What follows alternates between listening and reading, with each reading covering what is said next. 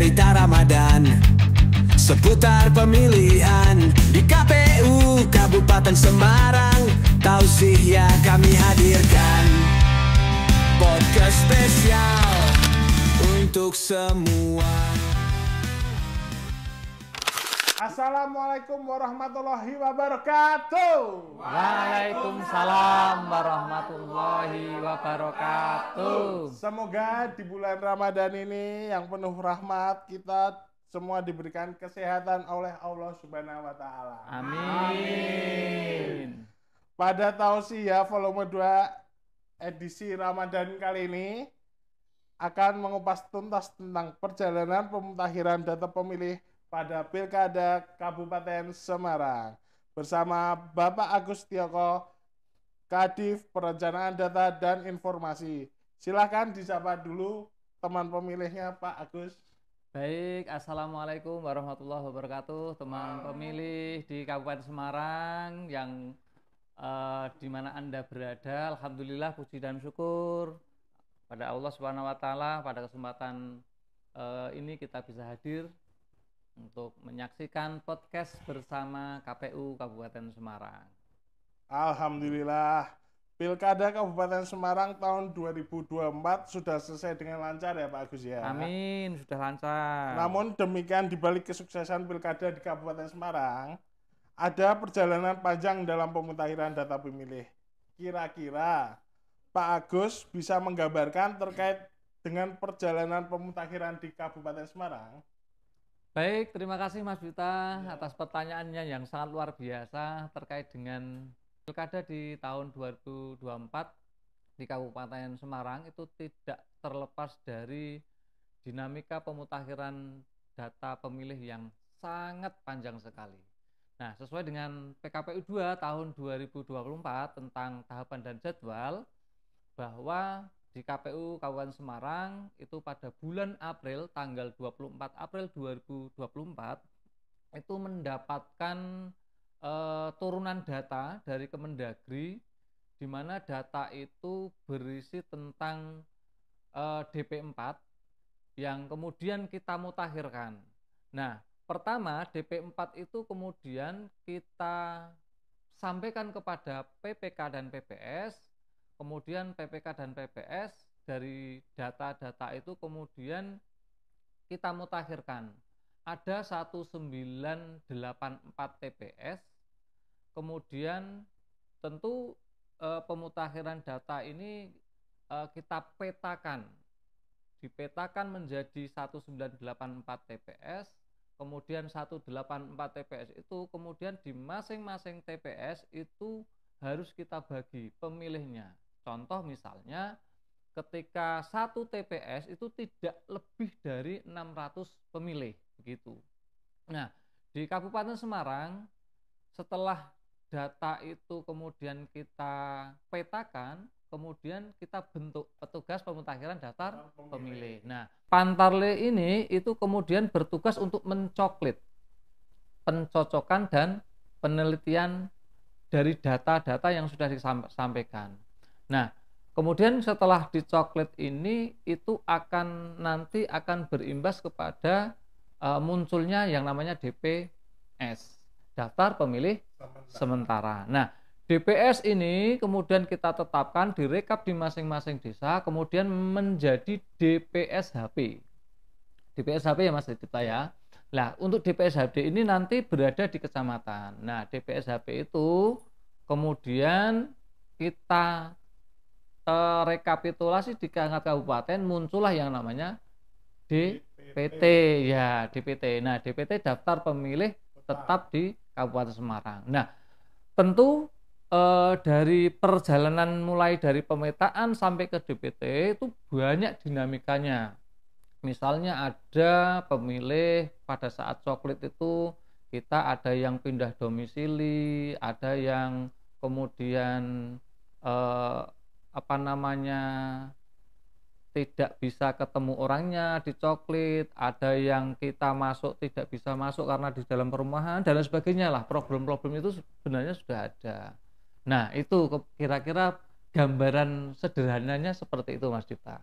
Oh, begitu ya Pak Agus ya.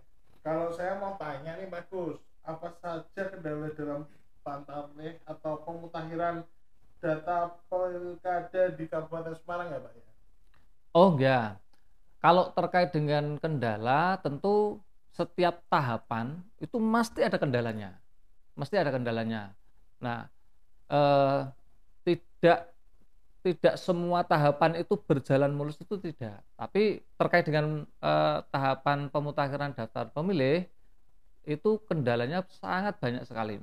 Nah, contoh misalnya dalam pemetaan TPS.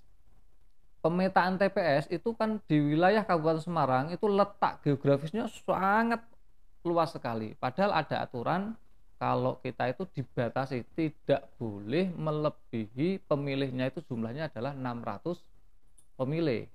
Nah, untuk padahal sudah kita bagi itu, kita harus membagi sesuai, kan tidak boleh pesah kakak misalnya. Terus kemudian tidak boleh pecah antar kelurahan misalnya. Itu kendala bagi kami. Sehingga PPS, PPK itu terjun ke lapangan mencari data, bahkan itu tidak hanya membagi saja secara matematis, tetapi melihat secara di lapangan. Bener enggak ini misalnya dalam satu KK itu dalam satu TPS, karena aturannya tidak boleh mecah KK, itu kan menjadi kendala. Contoh pemutakhiran data. Kemudian ada lagi misalnya contoh ketika coklit misalnya. Di coklit itu ada beberapa, jadi kan ada aturan kalau di bawah 400 itu pakai satu pantarlih. Kemudian di atas 400 itu memakai 2 pantarlih. Nah, sehingga ini pantarlih ini kan bekerja itu kan hanya dalam waktu 1 bulan. Nah, sementara pantarlih ini harus door to door, tidak boleh dia menulis dulu di rumah kemudian di data meskipun sudah hafal. Wajib hukumnya teman-teman pantarlih itu melakukan pencocokan dan penelitian itu door to door, dari rumah ke rumah. Sehingga kadang pantarlih tidak bisa ketemu, dia harus kembali lagi. Ini kendala-kendalanya. Ada juga di satu perumahan itu kita tidak bisa mengakses ke situ karena harus akses, padahal ini tidak bisa diwakilkan. Biasanya ada joki kan, nah itu biar tidak joki, sehingga dia mau masuk saja harus izin dan lain sebagainya, itu menjadi kendalanya. Terus kemudian ada lagi ketika kita di DPS. Nah, daftar pemilih sementara itu yang sudah ditetapkan itu ternyata setelah kita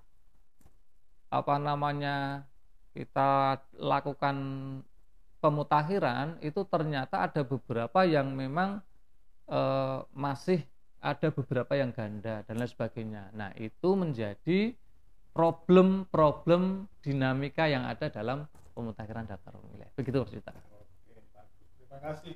Untuk selanjutnya Pak Agus, menurut Pak Agus, pemutakhiran di Kabupaten Semarang itu sulit apa enggak sih Pak? Kalau sulit dan tidak sulit itu tergantung Mas Dita. Tapi saya pribadi itu ya sulit ya tidak sulit. Sulitnya karena memang letak geografis tadi. Itu kita bisa mengatakan sulit karena ya kita di Kabupaten Semarang kan ada 19 kecamatan. Sementara harus membagi sesuai dengan letak geografis itu, sehingga menempatkan itu menjadi kesulitan tersendiri. Tetapi itu karena kita sudah ada aturannya, kalau kita lakukan dengan sesuai dengan koridor, sesuai dengan aturan yang ada, sulit apapun itu insya Allah bisa teratasi dengan baik. Begitu Mas Ita. Oke, berarti itu juga udah termasuk dengan mengatasi kesulitannya, caranya gitu ya Pak? Iya. Oke, untuk ada pertanyaan ini Pak Agus. Ya. Apa catatan-catatan yang Pak Agus bisa sampaikan ke dalam podcast kali ini agar ke depan dalam pemutakhiran data bisa lebih baik lagi tentunya? Ya. Ada sebenarnya banyak catatan. Kami kemarin itu melakukan evaluasi. Evaluasinya adalah salah satunya adalah pemutakhiran daftar pemilih. Contoh misalnya ada kan kami kemarin dari divisi kami kan selain pemutakhiran daftar itu juga dipasrai, istilahnya dipasrai itu diberikan wewenang untuk mengelola, yaitu namanya Sirekap. Nah, Sirekap ini dalam pemilu yang sebelumnya itu diberikan di bagian lain. Nah, kemarin kita di catatan kami kemarin itu banyak masukan. Contoh misalnya dalam simulasi BIMTEK itu kan masih kurang begitu. Nah, maka catatan saya untuk rekomendasi ke depan ya berarti besok itu kita optimalkan seoptimal mungkin sehingga dalam nanti melakukan kegiatan kepemiluan itu bisa optimal. Karena apa? Ya kalau BIMTEK itu kan KPPS itu kan jumlahnya 7. Nah, kalau hanya sekali di BIMTEK padahal materinya sangat banyak, itu kan perlu perlu secara berulang-ulang. Apalagi ini terkait dengan Sirekap yang nanti akan merekod seluruh kegiatan di TPS. Itu Mas Cipta catatannya. Terus ada lagi misalnya timing. Jadi pemutakhiran daftar itu kemarin kita diberikan waktu hanya 2 minggu untuk pemetaan TPS. Nah, ini kan waktunya sangat terbatas sekali. Sementara dalam pemetaan itu kan yang akan menentukan tahapan berikutnya. Contoh misalnya kalau kita itu ada 1984, nanti ini akan berimplikasi terhadap tahapan-tahapan berikutnya. Jumlah pantarle, kemudian anggaran untuk pemberian honor dan lain sebagainya, ini akan logistik pun juga akan berpengaruh sehingga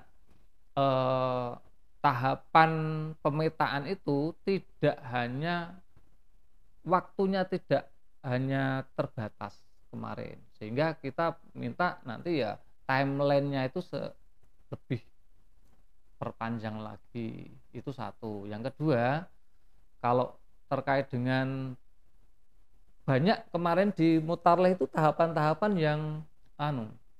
yang secara spontan dilakukan secara mandiri. Contoh tadi ada BIMTEK. BIMTEK itu hanya 1 kali 2 kali itu kan kita kurang. Nah, sehingga itu juga akan berimplikasi terhadap rekomendasi-rekomendasi yang kita sampaikan. Gitu, Mas. Mantap, surantap sekali jawabannya Pak Agus. Mantap. Oke Pak Agus, kalau ada kata-kata terakhir sekalian penutup Pak Agus, kata-kata hari ini Pak Agus. Kata-kata hari ini, man soma Ramadhana imanan waktisaban ghufirallahu man taqaddama min danbi. Tahu Mas Dita artinya apa? Apa itu artinya Pak Agus? Jadi barang siapa berpuasa dengan sungguh-sungguh, dengan iman waktisaban ghufirallahu ma taqaddama min danbi, niscaya akan diampuni segala dosanya. Nah, ini karena momen ini adalah momen bulan puasa, maka mari kita jadikan puasa ini sebagai wahana untuk beraktualisasi diri, untuk meningkatkan iman dan takwa kita kepada Allah Subhanahu wa taala. Gitu Mas Dita. Oke, terima kasih Pak Agus. Oke, terima kasih teman-teman untuk kali ini podcast Tausiah spesial Ramadan sudah selesai. Terima kasih. Wassalamualaikum warahmatullahi wabarakatuh. Waalaikumsalam.